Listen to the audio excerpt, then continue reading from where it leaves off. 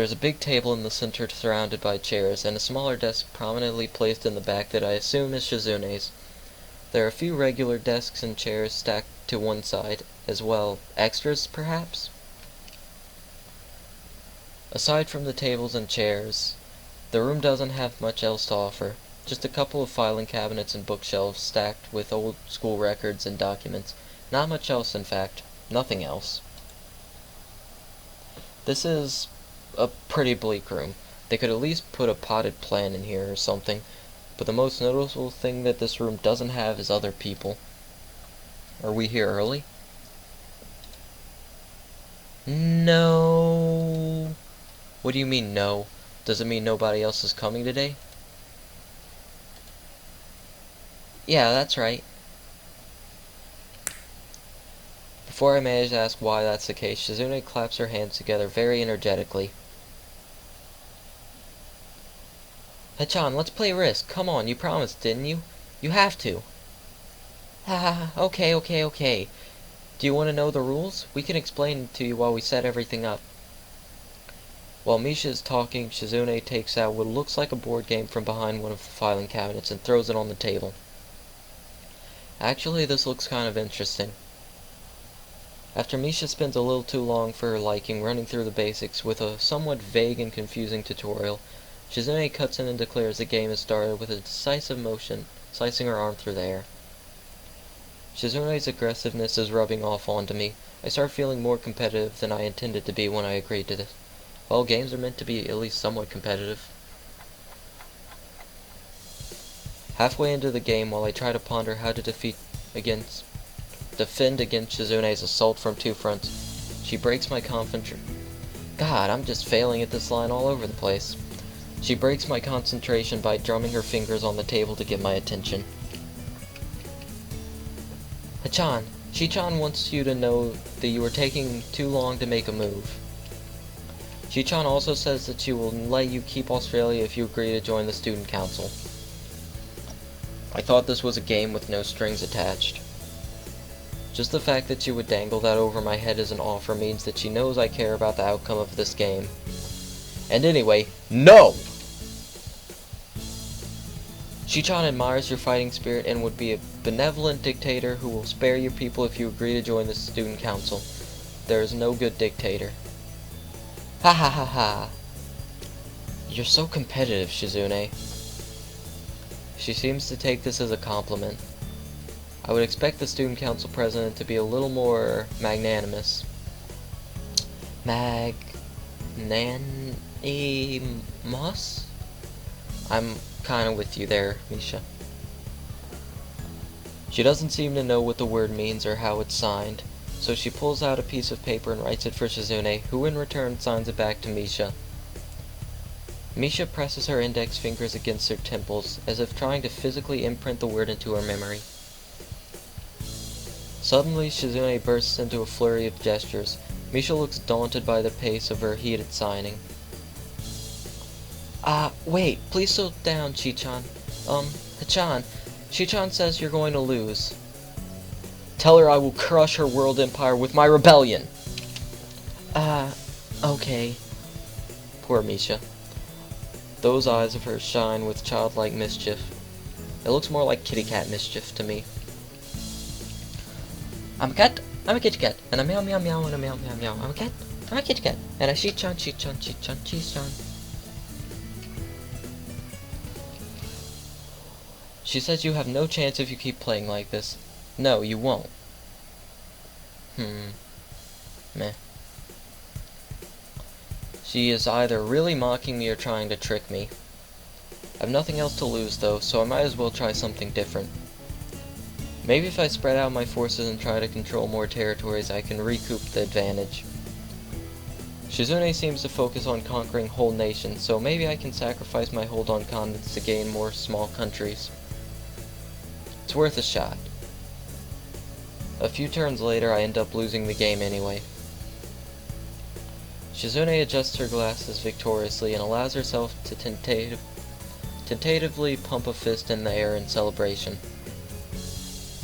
I win! Yay! There's no need to translate that. It was pretty clear. Wahaha! Don't look so sad, Hichan. You're really giving it your best. That's what I thought. Sometimes your best just isn't good enough, though. If anyone knows that, it's me. You did very well for someone who just learned how to play today. Hichan, you attacked Iceland and North America at the same time. That's a very daring move. Shichan is impressed. The mark of great people is that they are daring, and that they can follow through. You're already halfway there. Isn't that great, Hichan? That isn't enough, though. Just potential isn't enough. There is no point to potential if you don't take the first step, and there is no point to that if you don't keep going. I want to see more. You're right, Shichan, but that's so demanding. All the dots. Shizune leans forward, suddenly looking a lot less playful and more like the serious person I expected her to be from the start. Hichan, would you like to join the student council? She really doesn't waste any time, does she? But it's only my second day of school, so I'm hesitant about committing to something so early. I haven't even taken a look at any other clubs yet.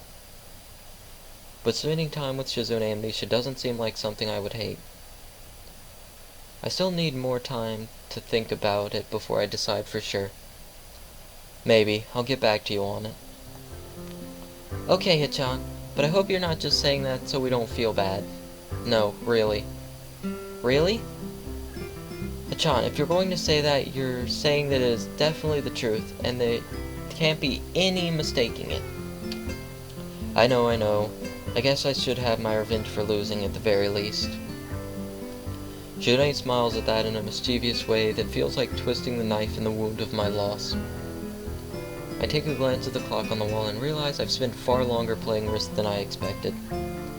Sorry, I think I have to go. I wanted to go to the library. It's not closed yet, is it? Shizune scratches her head and gestures at Misha. How hard can it be to determine whether the library is open? There's a clock right there on the wall. Yeah, Misha's not the kind of person who'd ever go to a library. It should be, unless the librarian is absent. I think you're right, Shichan. We think the library is open. It's on the second floor. Can't miss it. Do you want us to show you where it is? No thanks, it's okay. See you tomorrow. Bye-bye! One flight of stairs up and I run into problems. The second floor hallway is a carbon copy of the third floor one. Still not a fan of this art. Wide, of course, and plain. The hallways can be. The problem is that the library's whereabouts are not as easily determined as one would think. The classrooms are marked with the signs stating which class they belong to, but then there is a plethora of other unmarked rooms. Is the library one of them, or is it just somewhere down the hallway? I bet on the later and choose my direction at random. After I turn around the corner, an unmarked door draws my attention because it's not closed. It's not open either, though, just barely ajar so that I can see it's open and nothing else. It would make sense for the library door to be invitingly open, and while this one is not quite that, it's good enough. At the very least, it means that someone is... Let me try that again, just for my own sake. At the very least, it means that someone is inside and I can ask for directions, no matter how embarrassing that is. I gingerly push on the center of the door with my fingertips, every muscle in my arm ready to pull back at a moment's notice. And inside the room, the dungeon master decides there will be a lion! The feeling of being an outsider to this school can't be shaken from my mind, so much so that I instinctively fear doing something wrong by entering. The door slowly creaks as if groaning from a deep sleep, though it is much easier to open than I'd anticipated. Leaning over and poking my head ever further inside to gain sight of the room as fast as possible, the meek hello on my lips is quickly snatched away. Inside the room, not a lion do we find, but a lioness! This is not what I was expecting. I mindlessly let the door open to its full extent, taking in the sight of the solitary figure taking center stage in the otherwise abandoned room. The situation steals my voice, leaving me standing at the doorway staring at the beautiful girl. Evidently having taken her time to assess the situation, the girl gently puts down her teacup and opens her eyes, but doesn't look at me. "Hello there. May I help you?"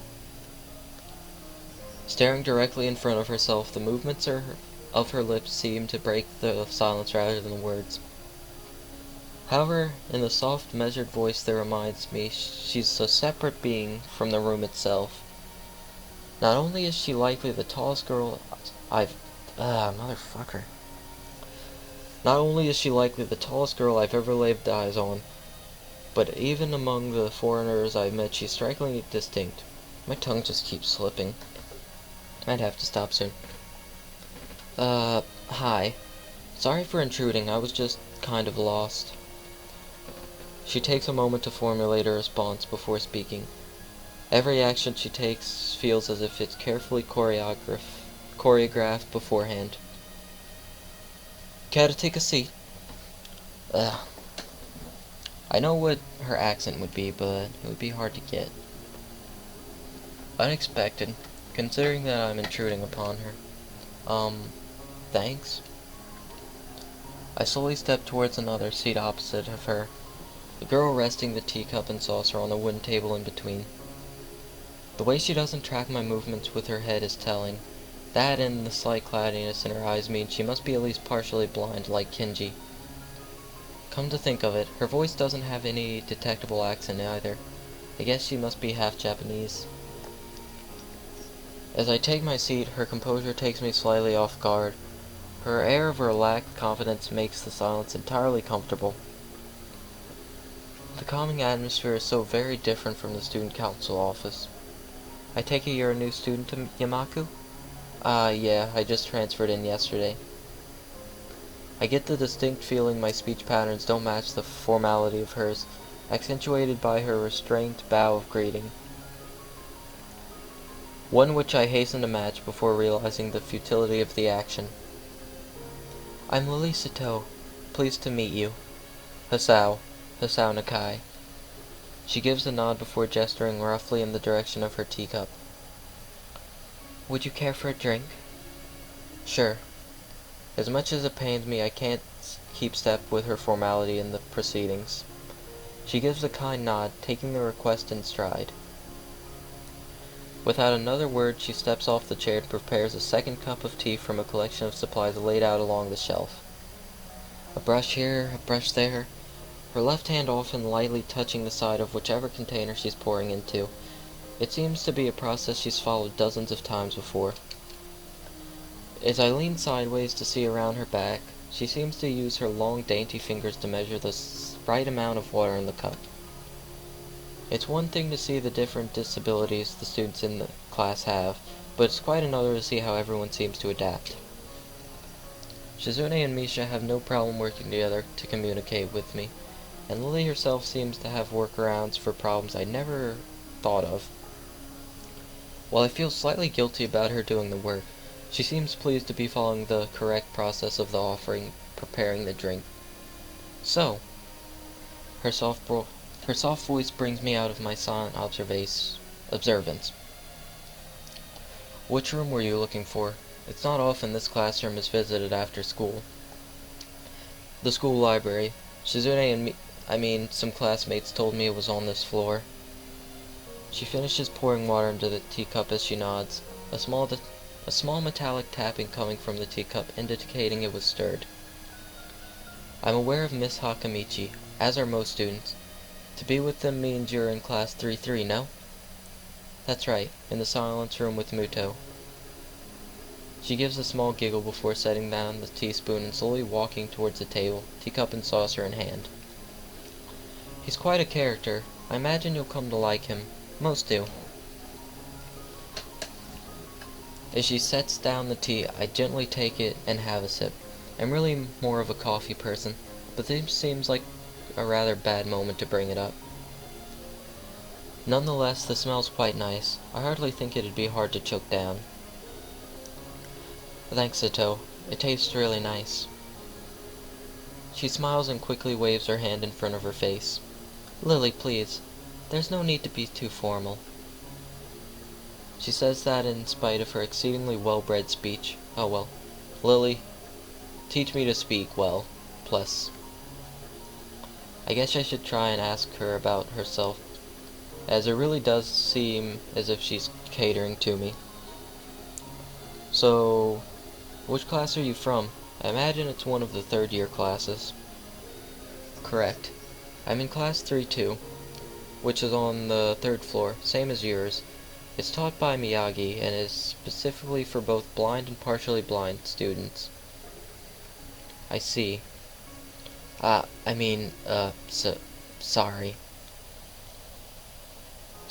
God damn it, Hisao. You're already fucking it up. We haven't even gotten to ask about her boobs yet.